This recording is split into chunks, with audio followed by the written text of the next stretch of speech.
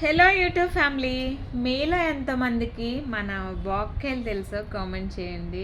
వాక్కాయ పప్పు, అట్లనే వంకాయ కర్రీలో ఎండు రొయ్యలు వేసుకుని వండుకుంటే చాలా బాగుంటుంది. నేను పల్లెటూరులో పుట్టి పెరిగాను కాబట్టి కొన్ని కర్రీస్ అంటే నాకు చాలా ఇష్టం.